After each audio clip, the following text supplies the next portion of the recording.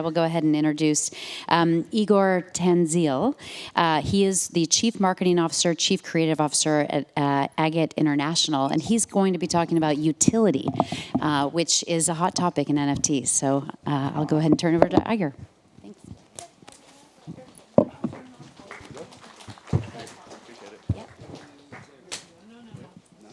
Hello.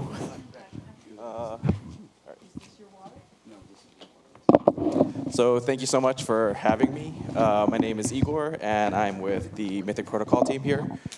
So I'm going to start with just talking a little bit about myself, which is a little bit self-serving, but here we go. My name is Igor, and from a very young age, I liked to daydream. And I think a big part of that was primarily because growing up, we didn't quite have the internet, we didn't quite have computers or anything, but at home we had books, and books was a way for me to learn English. Had a book in one hand, a dictionary in the other, and that's how I figured out how to read English, how to write, and that eventually led me to kind of living in my head for a little bit, which allowed me to get into copywriting and finally into the game industry, which the nice thing was allowed me to be obsessive about details and world building and sharing worlds with as many people as I can through my games or through other products. And that's the big vision of Mythic Protocol as we go into Web3. Mythic Protocol is designed and kind of like built from the ground up to be, first and foremost, an entertainment franchise. A game-first entertainment franchise that allows people to jump in, build on top of it, build on top of the frameworks that we've built, and expand the world together. And that's the amazing thing of what Web3 can do. Oops.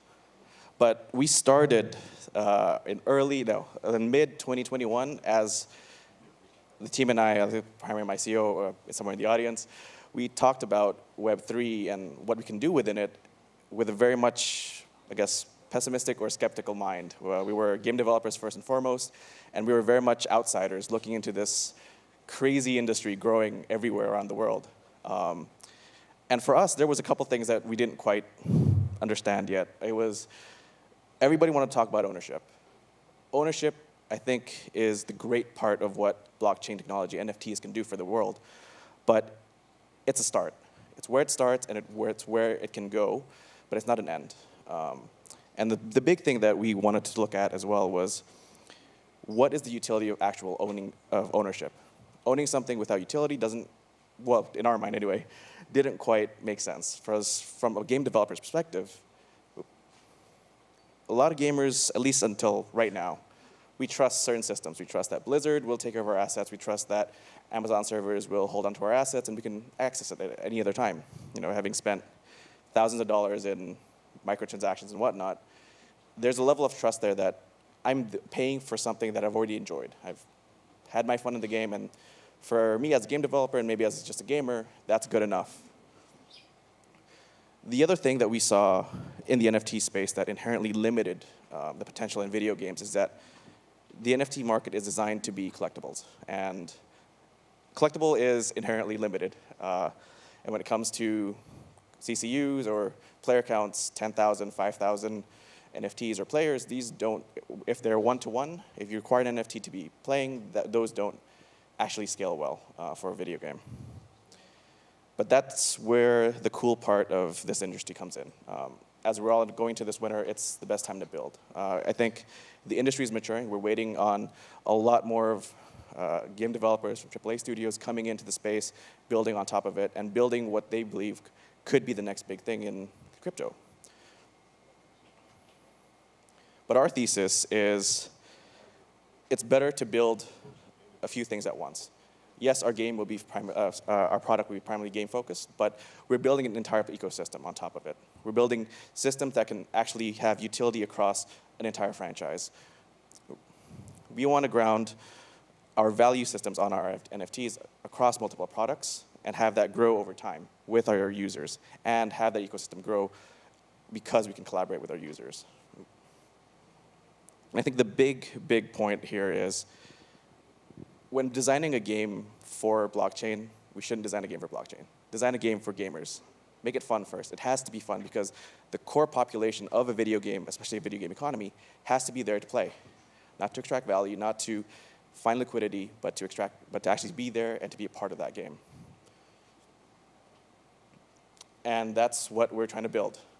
So we talked about building this interconnected franchise, and doing that means having to not just build a video game, but also to build multiple platforms at once. We're building what we call a portal, which allows you to jump into the fantasy of being a part of the Mythic Protocol, which is this fantasy secret agent, John Wick meets Cthulhu kind of world.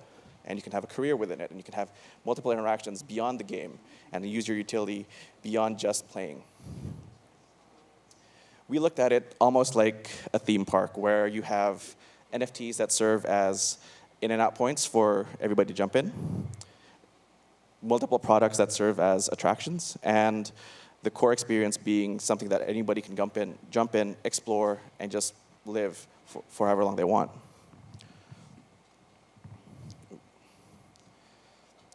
And that becomes core to how we designed our assets as well. Most of our assets are designed for growth.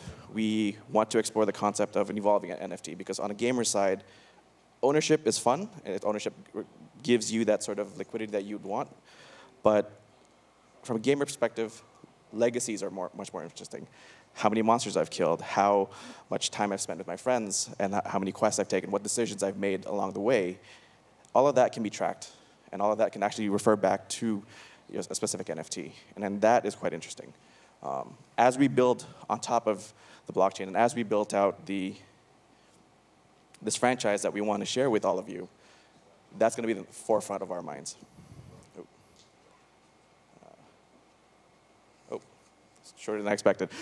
But yeah, that's kind of like our vision for Web3 and Web3 gaming. We want to build multiple platforms at once, and we'd love to talk with you guys and build this together. Thank you so much.